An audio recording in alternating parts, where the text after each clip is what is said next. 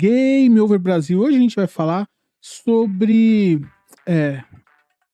a inflação americana. Mas afinal de contas, o que a inflação americana tem a ver com o Brasil, com o mundo, com o planeta? Calma que eu vou te explicar. É algo simples de entender, mas precisa conhecer todas as peças para a gente poder falar disso. Muito obrigado. Não deixe de se inscrever. Roda a vinheta.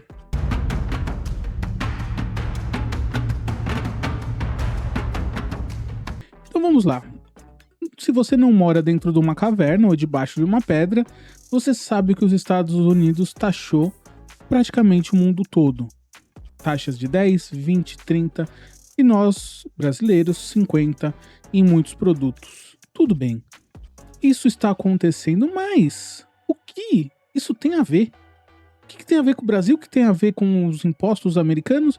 Por que isso é complicado? Bom, com isso, como nós brasileiros sabemos, qualquer tipo de imposto de importação de qualquer produto mexe diretamente no nosso bolso. Pois bem, os americanos não sabiam disso, ou pelo menos a maioria dos americanos não tinha noção que isso era diretamente ligado, porque não é uma tática americana tradicional. Afinal de contas, o comércio mundial hoje é dessa forma porque os americanos meio que fizeram a propaganda e impuseram isso ao mundo todo. E agora eles estão dando a entender que mudaram a sua visão. Mas foi os americanos ou foi só o Trump? Bom, vamos lá. Como nós sabemos, aumentou o imposto de importação, mexe direto no nosso bolso. A taxa da blusinha, da Shopee, da Shein, do Mercado Livre Internacional, você sabe que você paga agora taxas que você não pagava antes. Então, realmente ficou mais caro. E os produtos que estão entrando nos Estados Unidos com taxas maiores do que antes, todos os produtos. Não teve produto que ficou fora. Taxa zero. O mínimo foi 10%, e aí até 50% em vários produtos nacionais do Brasil. Certos países conseguiram 40%, a China conseguiu 30%, 20% e assim por diante. Mas o que isso mostra? Mostra que uma boa parte do salário do americano médio e até do americano mais pobre está indo para impostos. E isso desacelera o crescimento americano. Por que desacelera? Porque as pessoas deixam de comprar produtos ou deixam de pagar contas, que é o que está acontecendo. Por que deixam de pagar contas? Vamos lá. O cara sabe que ele ganha $1.000 e com esses $1.000 ele dá para ele comprar, pagar o carro, a parcela do carro, dá para ele comer na semana, no mês, dá pra ele ter lazer, dá pra ele investir, dá pra ele fazer tudo. Com $1.000. Pois bem, mas agora, comer tá mais caro, porque os alimentos subiram. Agora, o lazer, comprar algum produto, comprar algum jogo, comprar alguma peça pro carro dele, ou mesmo fazer a manutenção, tá mais caro. Então tudo está ficando mais caro. E aqueles $1.000 já não dá pra ele pagar tudo. Mas ele vai falar, você vai falar, pô Luiz, mas é o que a gente vive aqui no Brasil. É exatamente o que a gente vive aqui no Brasil.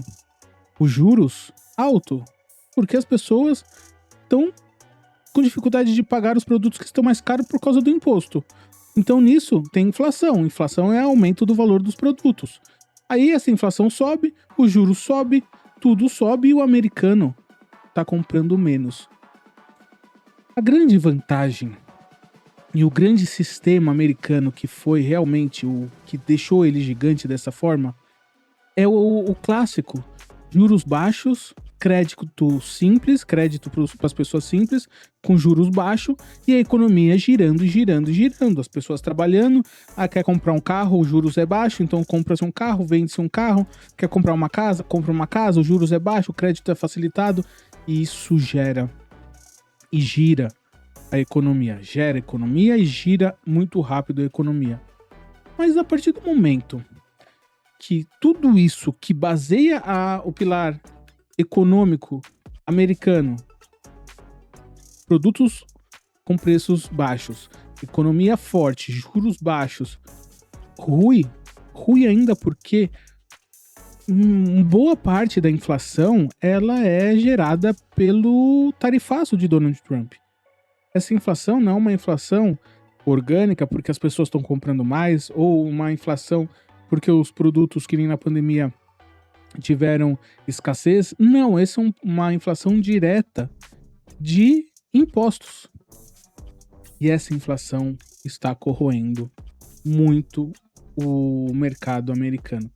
Por quê?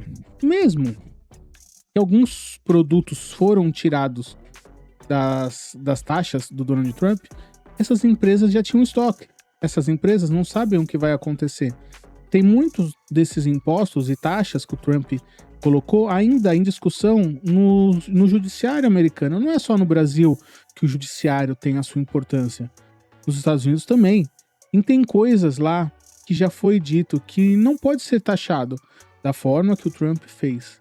E tem outras coisas que estão indo para a Suprema Corte para serem decididas.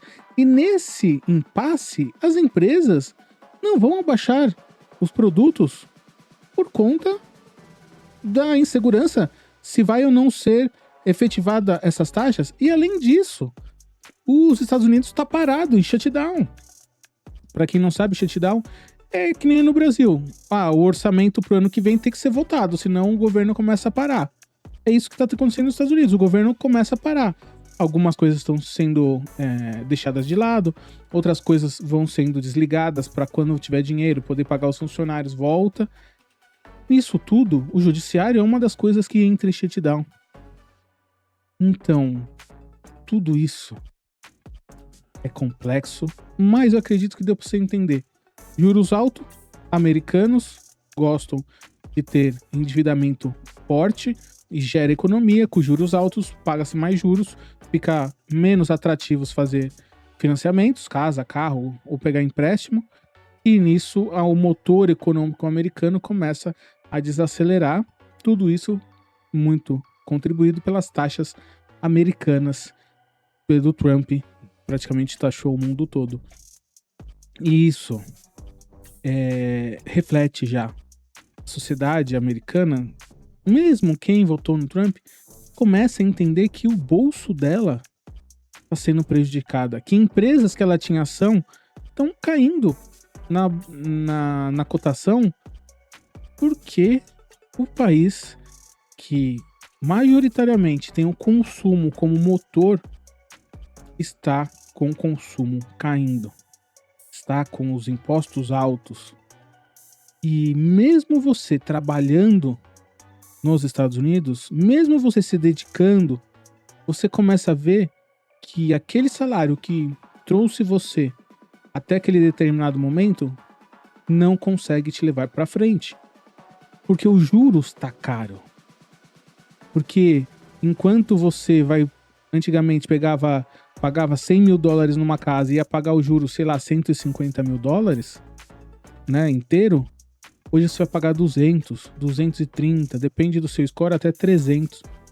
Isso para nós aqui no Brasil é normal. Isso aqui é normal. Mas para eles não. Para eles, uma pessoa de 40 anos, tranquilamente trabalhando, tendo uma boa educação, conseguia comprar uma casa, um apartamento. Hoje, isso tá difícil. O juros está corroendo muito. Tanto o poder de compra do dia a dia, quanto o poder de compra da casa na parcela com juros altos. Então eu quero que você entenda. E o que isso tem a ver com o Brasil? Bom, vendemos para eles. Não só nós, a China, a Índia, a África do Sul, a Europa, a Inglaterra, todos vendemos para os Estados Unidos. E caso esse motor que consome uma quantidade absurda de produtos pare ou desacelere, isso reflete em todo o planeta. Todo o planeta para ou desacelera.